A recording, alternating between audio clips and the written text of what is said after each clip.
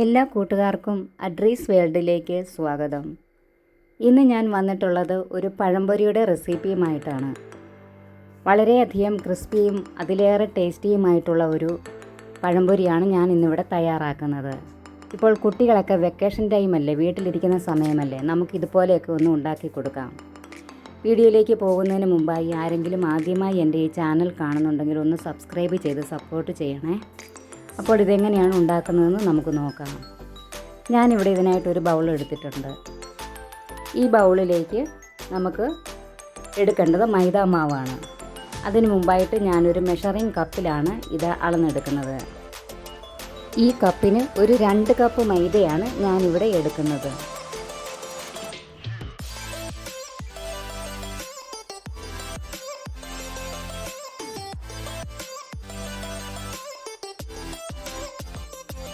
ഇനി ഇതിലേക്ക് ഞാൻ എടുക്കുന്നത് 1.5 ടേബിൾ സ്പൂൺ പഞ്ചസാരയാണ്. നിങ്ങൾക്ക് മധുരം കൂടുതൽ വേണമെന്നുണ്ടെങ്കിൽ 2 ടേബിൾ സ്പൂൺ പഞ്ചസാര എടുക്കാവുന്നതാണ്. ഞാനിവിടെ 1.5 ടേബിൾ സ്പൂണാണ് എടുക്കുന്നത്. പിന്നെ ഇതിലേക്ക് 1/4 ടീസ്പൂൺ മഞ്ഞൾപ്പൊടി ചേർക്കുന്നുണ്ട്. ഇത് നമ്മുടെ പഴംപൊരിക്കൊക്കെ ഒരു നല്ല കളർ കിട്ടുന്നതിന് വേണ്ടിയാണ്. നിങ്ങൾക്കിത് ആവശ്യമെങ്കിൽ ചേർത്താൽ മതി. ഇനി ഞാൻ ഇതിലേക്ക് എടുക്കുന്നത് 2 ഏലക്കായാണ്. ഇത് നമുക്കൊന്ന് നന്നായി പൊടിച്ച് ചേർക്കണം.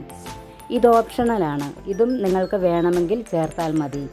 ഇത് ചേർത്താൽ നല്ലൊരു ടേസ്റ്റാണ് നമ്മുടെ പഴംപൊരിക്ക്.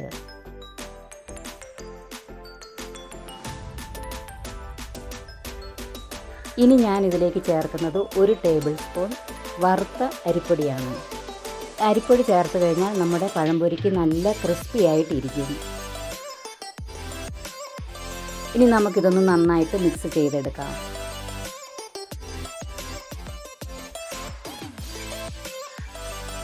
ഇതിപ്പോൾ ഞാൻ മിക്സ് ചെയ്തെടുത്തിട്ടുണ്ട്. ഇനി നമുക്കിതിലേക്ക് അല്പം വെള്ളം ചേർത്തിട്ട് ഇത് നന്നായിട്ടൊന്ന് കുഴച്ചെടുക്കാം. വെള്ളം ഒരിക്കലും കൂടുതലായി പോകരുത്. ഇത് നന്നായിട്ട് കുഴമ്പ് പരുവത്തിൽ വേണം ഇരിക്കുവാൻ. ഞാനിവിടെ ഒരു ഹാൻഡ് വിസ്ക് എടുക്കുന്നുണ്ട്.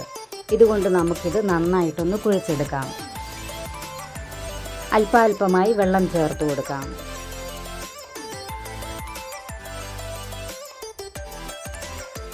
അല്പം കൂടി ചേർക്കാം.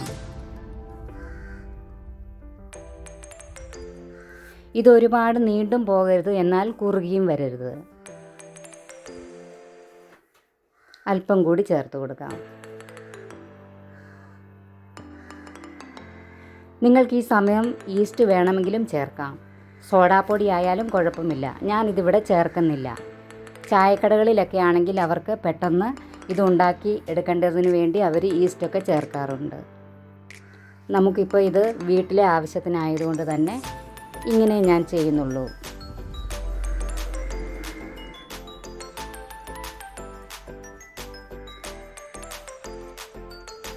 ഇനി ഞാനിതിലേക്ക് ഇതിൻ്റെ മധുരമൊക്കെ ഒന്ന് ബാലൻസ് ചെയ്യുന്നതിന് വേണ്ടി ഒരു നുള്ളു ഉപ്പ് കൂടി ചേർക്കുന്നുണ്ട്.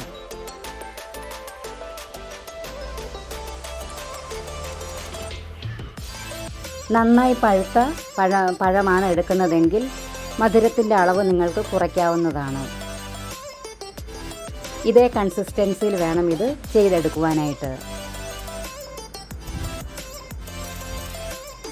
ഇത് നന്നായിട്ട് അടിച്ചെടുക്കണം. എങ്കിലേ ഇതിന് നല്ല പഴംപൊരിക്ക് നല്ല സോഫ്റ്റ് ആയിരിക്കും ഇതിൻ്റെ ഉൾവശം. അതുപോലെ തന്നെ പുറമേ നല്ല ക്രിസ്പി ആയിരിക്കും അരിപ്പൊടി ചേർത്തിരിക്കുന്നത് കൊണ്ട്. ഇതുപോലെ ഇരിക്കണം. ഇനി ഇത് നമുക്ക് ഒന്ന് അടച്ചു വെച്ച് ഒരു അരമണിക്കൂറിന് ശേഷം എടുത്ത് നോക്കാം.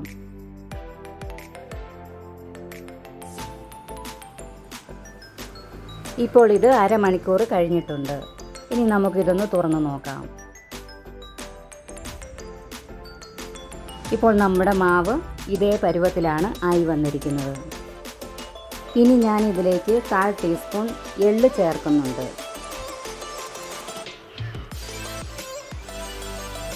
ഇത് ഓപ്ഷണലാണ്. എള്ള് നിങ്ങൾക്കുണ്ടെങ്കിൽ ചേർത്താൽ മതി. പക്ഷേ ഈ എള്ളൊക്കെ ചേർത്ത് കഴിഞ്ഞാൽ ഈ ഏത്തപ്പഴത്തിന് നമ്മൾ പഴംപൊരി കഴിക്കുന്ന സമയത്ത് നല്ലൊരു ടേസ്റ്റാണ്. ഇതിനി ഒന്ന് മിക്സ് ചെയ്യാം.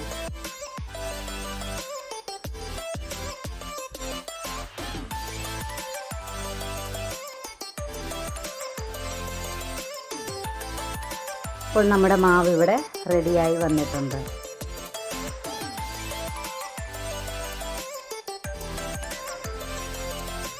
ഒരുപാട് ലൂസായി പോയിട്ടുമില്ല, എന്നാൽ തിക്കായിട്ടുമില്ല. ഇനി ഇത് നമുക്ക് മാറ്റി വയ്ക്കാം. ഇതിലേക്ക് ആവശ്യമായ ഏത്തപ്പഴം എടുക്കാം. ഞാനിവിടെ 4 ഏത്തപ്പഴമാണ് എടുക്കുന്നത്. ഇത് ഒരുപാട് പഴുത്തു പോയിട്ടൊന്നുമില്ല, എന്നാൽ കുഴപ്പമില്ല. നമുക്ക് ഏത്തപ്പഴം ഉണ്ടാക്കാൻ പറ്റിയ പഴുപ്പ് ഉണ്ട് താനും. ഇതിൻ്റെ ഞെടുപ്പൊക്കെ നമുക്കൊന്ന് കളയാം.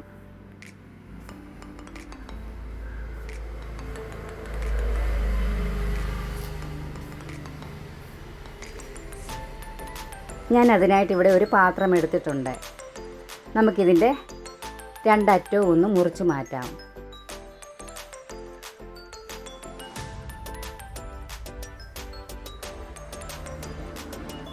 ഇപ്പോൾ ഞാൻ ഇതെല്ലാം 2 അറ്റവും മുറിച്ച് മാറ്റി എടുത്തിട്ടുണ്ട്. ഇനി ഇതിൻ്റെ തൊലിയൊക്കെ നമുക്കൊന്ന് പൊളിച്ചെടുക്കാം. ഞാനൊരു കത്തി വെച്ചിട്ട് ഒന്ന് മുറിച്ചിട്ടാണ് ഇതിൻ്റെ തൊലി എടുക്കുന്നത്. നന്നായി പഴുത്തിരിക്കുന്ന പഴമാണെങ്കിൽ നമുക്ക് തൊലി ഇങ്ങനെ എടുക്കുമ്പോൾ തന്നെ ഇനി ഉരിഞ്ഞു പോരും. ഇതുപോലെ കത്തി ഉപയോഗിച്ചൊന്ന് മുറിച്ചിട്ട് തൊലി പൊളിച്ചെടുക്കാം.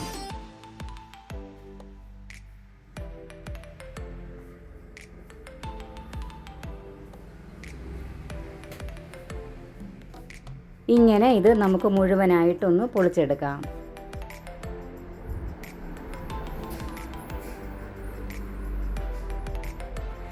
ഞാനിപ്പോൾ ഇതെല്ലാം പൊളിച്ചുകൊണ്ട് വന്നിട്ടുണ്ട്. ഇനി നമുക്ക് ഈ കത്തി കൊണ്ട് തന്നെ ഇതൊന്ന് മുറിച്ചെടുക്കാം.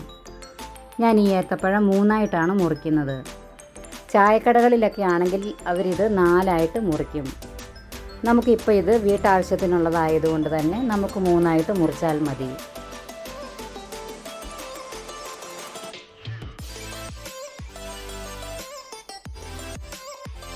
ഇതേ പരുവത്തിൽ ബാക്കിയുള്ളതെല്ലാം നമുക്ക് മുറിച്ചെടുക്കാം. ഇതെല്ലാം ഞാൻ മുറിച്ചിട്ടുണ്ട്.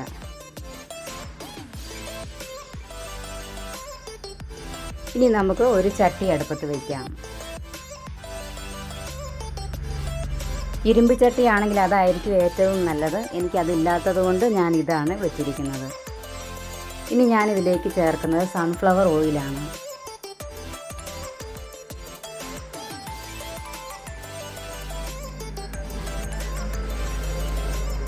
ഇത് ശ്രദ്ധിക്കുക, നമ്മുടെ സ്റ്റൗ മീഡിയം ഫ്ലെയിമിലായിരിക്കണം ഇരിക്കേണ്ടത്.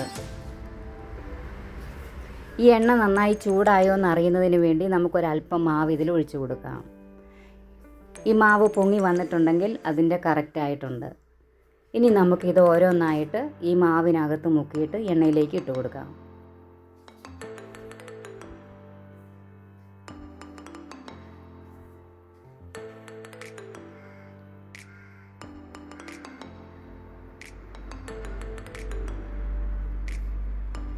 ഇതിപ്പോൾ മീഡിയം ഫ്ലെയിമിലാണ് ഈ സ്റ്റൗ നിൽക്കുന്നത്. ലോ ഫ്ലെയിമിലാക്കരുത്. ആക്കിക്കഴിഞ്ഞാൽ ഇത് ഒരുപാട് എണ്ണ കുടിക്കും. അപ്പോൾ നമുക്ക് എണ്ണ ഒരുപാട് നഷ്ടമാകും. അതുപോലെ തന്നെ ഇത് വെന്ത് കിട്ടാനും താമസമാകും. മീഡിയം ഫ്ലെയിമിൽ തന്നെ സ്റ്റൗ നിൽക്കണം. ഇതുപോലെ നമുക്ക് 4 എണ്ണം ഇതിനകത്ത് ഇട്ട് കൊടുക്കാം.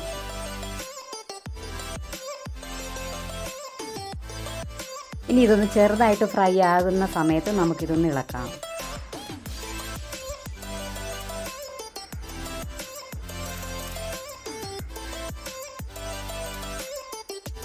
ഇനി നമുക്കിതൊന്ന് മറിച്ചിട്ട് കൊടുക്കാം.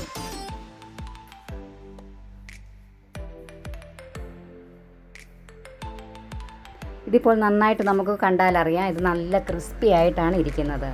അരിപ്പൊടി ചേർത്തിരിക്കുന്നത് കൊണ്ട് തന്നെ ഇത് നന്നായിട്ട് ക്രിസ്പി ആയിട്ടാണ് വന്നിരിക്കുന്നത്. ഇതിപ്പോൾ പാകത്തിനായിട്ടുണ്ട്. നമുക്ക് കോരി മാറ്റാം. ഞാനിവിടെ ഒരു അരിപ്പ പാത്രത്തിലേക്ക് ഇത് കോരി മാറ്റുന്നുണ്ട്.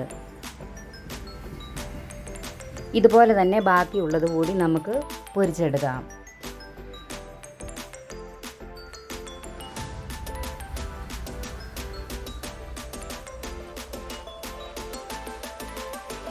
ഇപ്പോൾ ഏത്തപ്പഴത്തിനൊക്കെ നല്ല വിലക്കുറവാണ്. നിങ്ങൾ ഇതുപോലെയൊക്കെ ഒന്ന് വാങ്ങിച്ച് ഉണ്ടാക്കി കുട്ടികൾക്കൊക്കെ ഒന്ന് ഉണ്ടാക്കി കൊടുക്കണം. അവർ വെക്കേഷൻ ടൈമല്ലേ.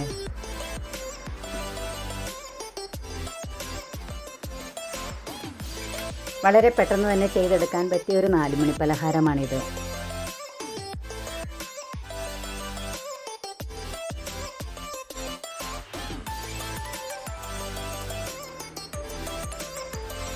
ഇനിയിപ്പോൾ ഇതിനകത്ത് ചേർത്തിരിക്കുന്ന ചേരുവകളൊന്നുമില്ലെങ്കിൽ പോലും അല്പം മൈദാപ്പൊടി ഉണ്ടെങ്കിൽ, ഈ ഏത്തപ്പഴവും ഉണ്ടെങ്കിൽ, ഇച്ചിരി എണ്ണയും കൂടെ ഉണ്ടെങ്കിൽ നമുക്ക് പെട്ടെന്ന് തന്നെ ഇത് റെഡിയാക്കി കൊടുക്കാൻ പറ്റും കുട്ടികൾക്ക്.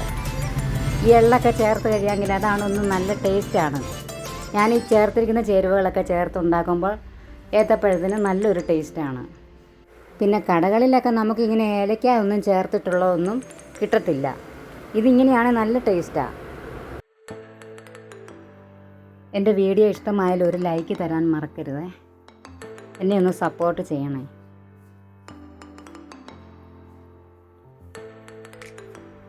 ഇതിനി നമുക്കൊന്ന് മറിച്ചിട്ട് കൊടുക്കാം.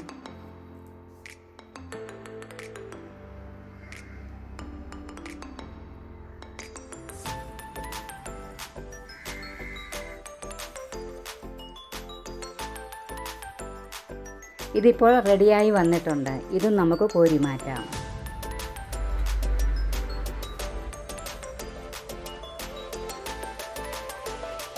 നിങ്ങൾക്കിത് കാണുമ്പോൾ തന്നെ അറിയാം, കണ്ടോ? വളരെ എളുപ്പത്തിൽ ചെയ്തെടുക്കാം. നല്ല ടേസ്റ്റി ആയിട്ടുള്ളൊരു ഏത്തപ്പഴമാണ്. നല്ല ക്രിസ്പിയുമാണിത്. ബാക്കിയുള്ളത് കൂടി നമുക്ക് ഇതേപോലെ തന്നെ ചെയ്തെടുക്കാം.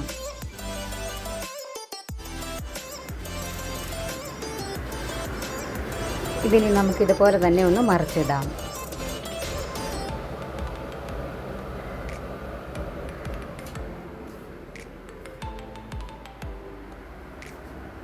ഇനി ഇത് കോരി മാറ്റാം. ഇപ്പോൾ ഇത് റെഡിയായി വന്നിട്ടുണ്ട്.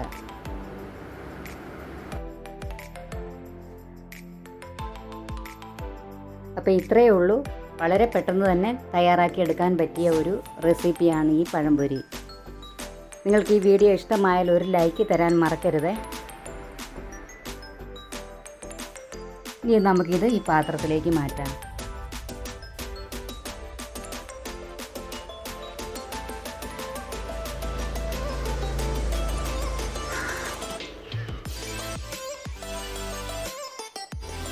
എൻ്റെ ഈ ചാനൽ ആരെങ്കിലും ആദ്യമായി കാണുന്നുണ്ടെങ്കിൽ ഒന്ന് സബ്സ്ക്രൈബ് ചെയ്ത് സപ്പോർട്ട് ചെയ്യണേ.